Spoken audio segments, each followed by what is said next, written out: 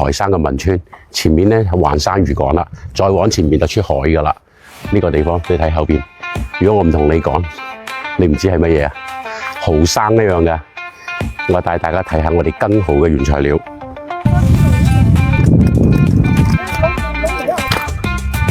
呢隻好大隻，而家就係呢一個嘢最肥嘅時候。呢啲裙邊已經滿到邊上嚟嘅，而且台山白蠔嘅特質咧，黑耳呢啲就我哋做更蠔嘅原材料，似唔似啊？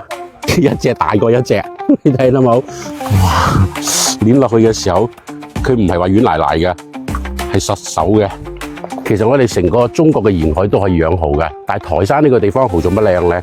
你睇嗱，呢度側邊就全部紅樹林，從呢個位置一直出海去到上下川島，都係台山主要嘅產蠔區。咁只有呢個12度到16度左右嘅呢個鹹淡水咧，先養得出呢個蠔嘅品質。滿滿一桶蠔肉咯，哇！呢全部蠔質嚟喎，黑耳嚟㗎，啊，靚貨啊！又一桶，全部蠔肉喎，冇㗎嘛，靚嘢。哇！呢桶手緊你睇，好多啲蝦蠔咧，佢係啲滑捋捋、軟賴賴嘅，呢啲係攞落去淡手㗎。呢啲蠔幾多年嘅蠔啊？4年啦。4年，冬至到呢個過年嘅呢一段時間，蠔係最肥美嘅。我哋就揀呢個時間嘅蠔嚟做我哋嘅台山更蠔。呢一桶幾多斤啊？一桶係因為20斤咧，20斤。洗蠔就用我哋乾淨水洗㗎啦，即係用淡水。用淡水。以前你要2個人吊住。吊住點解搞咯？呢啲好乾淨啦。一隻隻鋪平佢啊，肚腩向上，擺得整齊啲啊！呢啲肥到嗰啲皺節都捲晒上嚟嘅，啲肥膏。呢隻犀利啊！呢隻犀利啊！特別長身㗎，而家食咗佢算啦。你而家嘥嗰個蠔嘅邊蠔咧，實啲啲㗎，實啲啲嘅係啊。所以做公蠔、選擇嗰啲蠔係產品係比較靚嘅，好肥嘅。嚟啦，曬蠔啊！人哋係曬臘味，我哋係曬金蠔。而家開始接受陽光洗禮啊！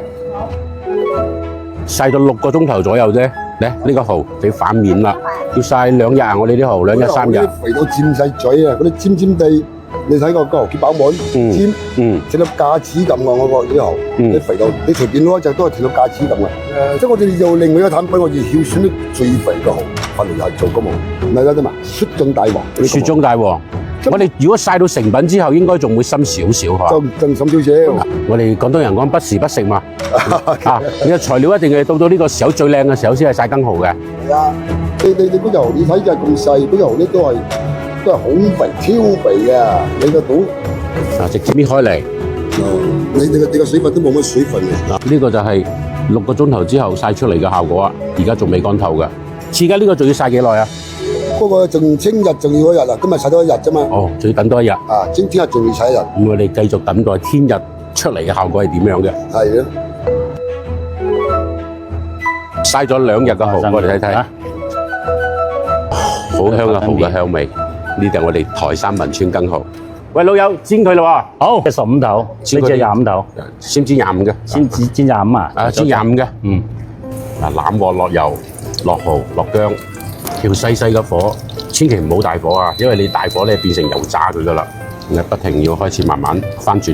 一靚蠔咧，佢唔出水嘅，老啊，係嘛？呢個時候豎起嚟，將裙邊裏邊嗰隻唔容易熟嘅位置，再將佢煎透佢。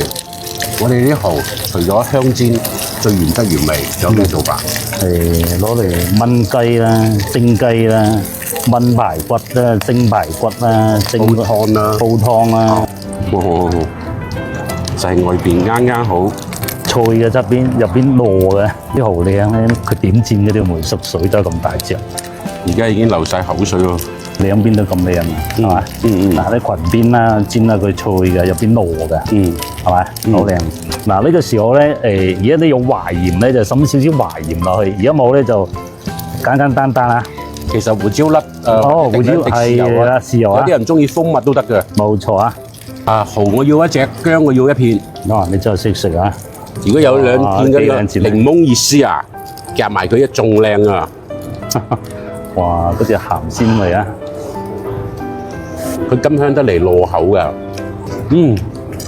OK， 你咁煎翻出嚟咧，嗰啲新鮮蠔嗰啲鮮味，哇！嚟咗隻，係今晚真係食飯。呢個嘢係細細啖慢慢啲啊！嗰隻旁邊咧佢唔韌嘅，佢係脆爽嘅，入邊糯嘅，出邊脆。誒白膏啊！呢隻啊肥到白膏，肥到，好似我咁肥啊！哇！